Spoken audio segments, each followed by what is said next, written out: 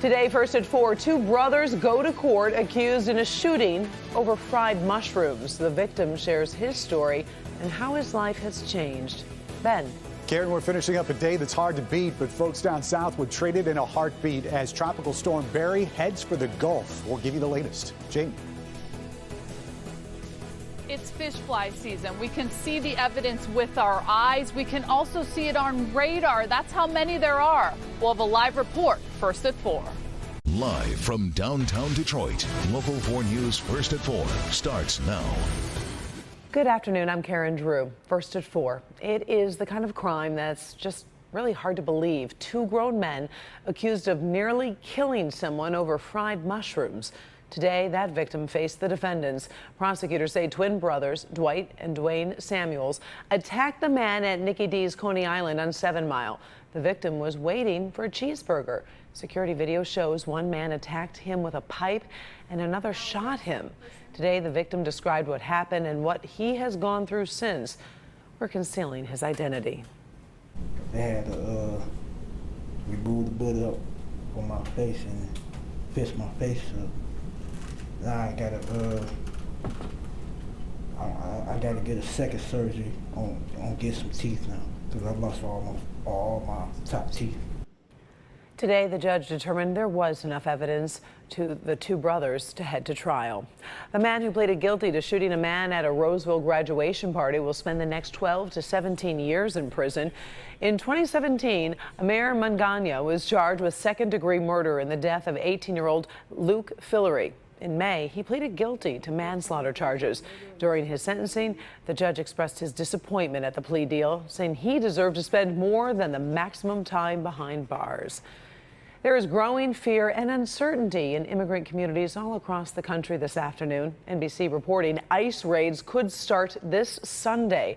Right now, Detroit is not on a list of 10 cities that could be targeted. Now, we did check with our local ICE office, which says it cannot comment on enforcement operations. And, quote, as always, ICE prioritizes the arrest and removal of unlawfully present aliens who pose a threat to national security, public safety, and border security.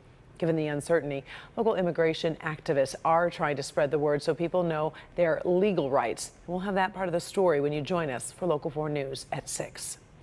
Well, we are all waiting to hear President Trump's next move on that controversial citizenship question for the 2020 census. He's expected to announce new executive action within the hour. Most expect him to try to push the question through in spite of a ruling from the Supreme Court against the idea. House Speaker doesn't see the point. We have been printing the census forms. June 30th was the deadline. So we're printing the forms. We fully expect the census to go forward. The president's effort to put the citizenship question on the census will continue to be challenged in court. Now, we'll be monitoring the president's announcement, and tonight at 5, we'll bring you updates as we know more. So make sure stay tuned for that breaking news tonight at 5. Tropical Storm Barry already causing some really big problems along the Gulf Coast. Take a look at this video. This is from New Orleans. Now, portions of Louisiana, Mississippi, Alabama, and Florida are already getting drenched, and landfall is 2 days away. Devin Skillian monitoring the situation. And Devin, this is a big test for New Orleans. Well, it sure is, Karen. The city has worked on flood control improvements ever since Hurricane Katrina. That was 14 years ago. But this storm could bring torrential rains that could go on for hours. New Orleans residents are already dealing with streets that have been turned into rivers. Nearly 10 inches of rain fell in some areas in just 2 hours. Thanks to Tropical Storm Barry and winds and more heavy rains, it could soak the coast from Louisiana over to East Texas. Right now, the mayor of New Orleans has this advice for the city's residents. If you have not made a plan, you need to plan. Plan to shelter in place. If not, absolutely, people can look to their existing conditions and make the decision whether or not they want to leave the city. Now, west of New Orleans, we've seen people banding together to try to get ready for the storm there. Volunteers showing up at this sandbagging station, filling bags for the elderly and people with disabilities. Definitely time for neighbors to be helping out neighbors. Millions of people, though, here in the line of fire waiting to see if this storm does indeed become a hurricane. So let's bring in Ben Bailey with the latest on where this is all headed. Ben. Devin, if it does become a hurricane, it's going to be a very borderline case. In fact, when you look at the satellite, it's really tough to tell where the center of this storm is, but it's pretty much due south of New Orleans right now. The latest stats from the Hurricane Center at 2 o'clock have it at 40 miles per hour. It will be gaining strength as it moves towards the Louisiana coastline, likely getting some hurricane gusts there as soon as Friday night at 9 p.m., but it's probably not going to make landfall till sometime on the morning of Saturday. And even then, it's going to be likely a weak Category 1 storm, but it's not the winds that are going to be the problem. You saw all that video and how much rain they've already gotten.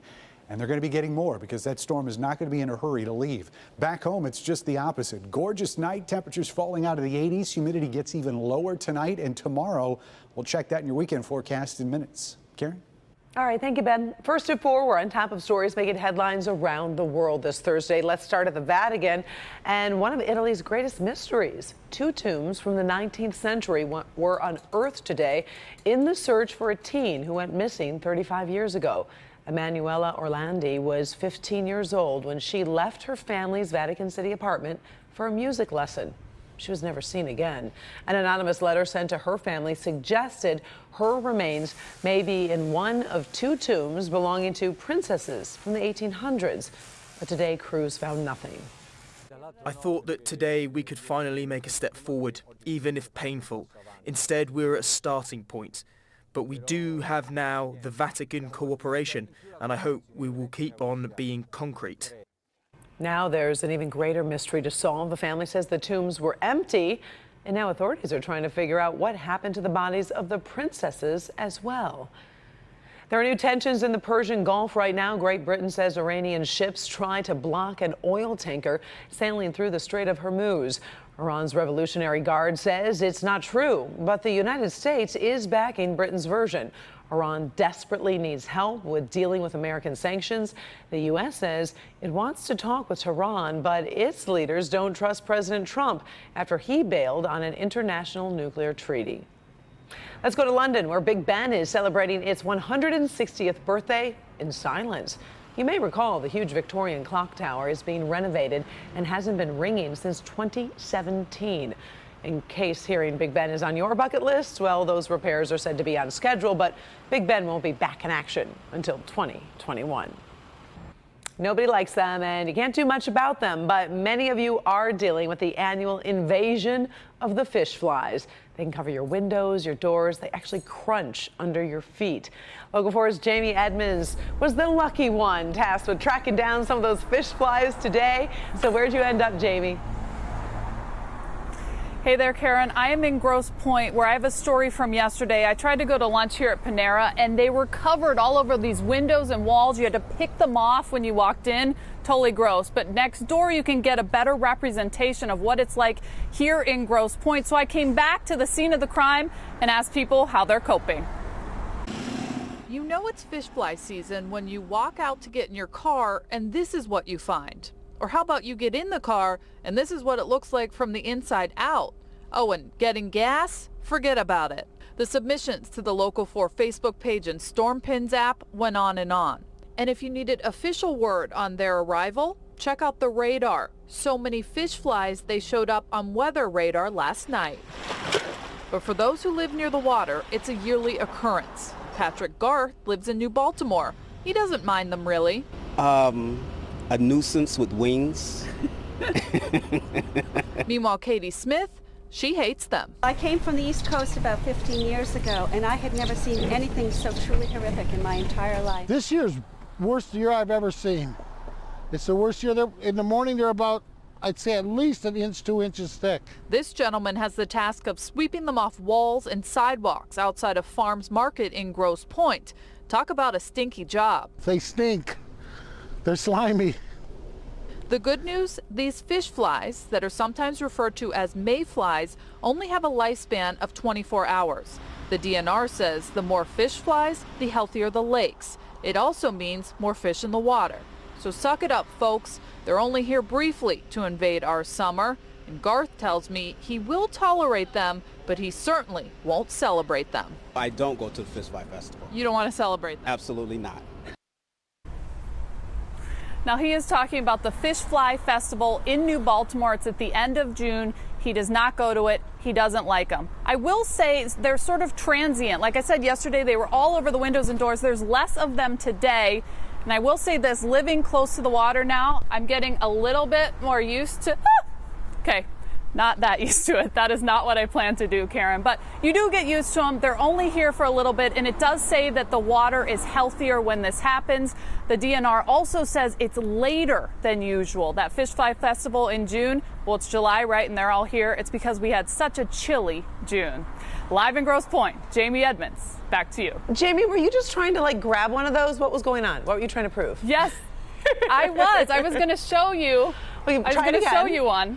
Wow. Yeah. Truly horrific, like that lady said. They don't hurt. They don't hurt. They're just gross. Now, is your hand all sticky? They're yucky, though. Yeah. Gross. All right. Yeah. Wash your hands. Thanks, Jamie. Ooh. Still ahead, a story of love, family, and a big baby boom. Listen to the numbers closely when you hear this one. And look at what this woman wore in a recent flight. Do you think she needs to cover up?